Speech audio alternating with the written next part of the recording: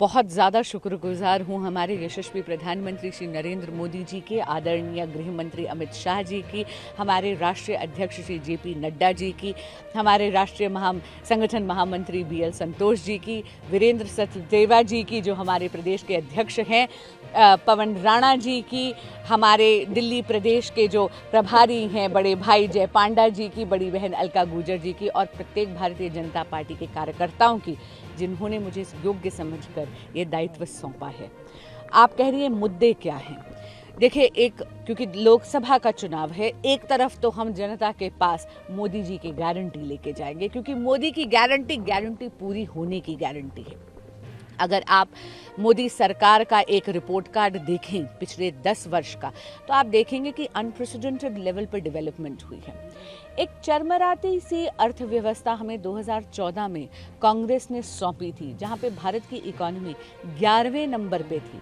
एक दशक के अंदर मात्र 10 सालों में यशस्वी प्रधानमंत्री श्री नरेंद्र मोदी भारत की अर्थव्यवस्था को पूरे विश्व में 5वें नंबर पे ले आए और उन्होंने गारंटी करी है कि मोदी 3.0 में भारत की इकोनॉमी तीसरे नंबर पर होगी।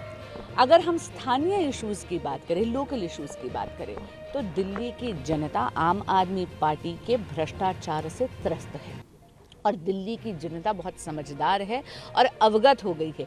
आम आदमी पार्टी एक ऐसी पार्टी है जो एंटी करप्शन प्लैंक पे आई थी, लेकिन आज सर से लेके पांव तक वो भ्रष्टाचार में डूबी हुई है। चाहे वो क्लासरूम घोटाला हो, नकली दवाइयों का वितरण हो, चाहे वो फर्जी पैथोलॉजिकल टेस्ट हो, चाहे जल बोर्ड का स्कैम हो, चाहे माननीय मुख्यमंत्री जी के आलीशान बंगले का मुद्दा हो, चाहे शराब घोटाला हो।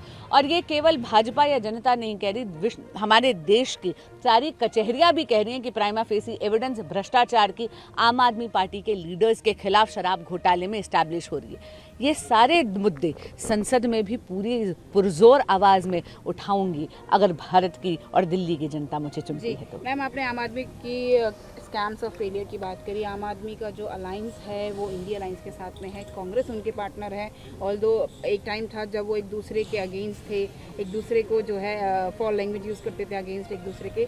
अब उनके गठबंधन को कैसे देखते हैं? कितना आपको लगता है कि will it work in Delhi और नॉर्थ पर? स्वार्थ का गठबंधन है और जब भी स्वार्थ के गठबंधन स्वार्थ की राजनीति करते हैं तो राष्ट्र हित और राष्ट्र के लिए समर्पण, ये दोनों चीज़ें बलिदान हो जाती हैं।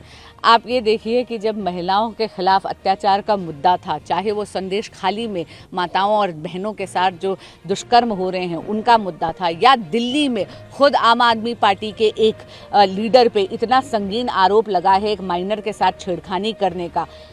आम आदमी पार्टी के और कांग्रेस के दोनों के नेता जो हैं वो चुप्पी साधे हैं, क्योंकि स्वार्थ की राजनीति है। इसी तरह जब DMK ने सनातन संस्कृति पे अभद्र टिप्पणी करी थी, इंडिया गठबंधन के सभी सदस्य चुप्पी साधे थे।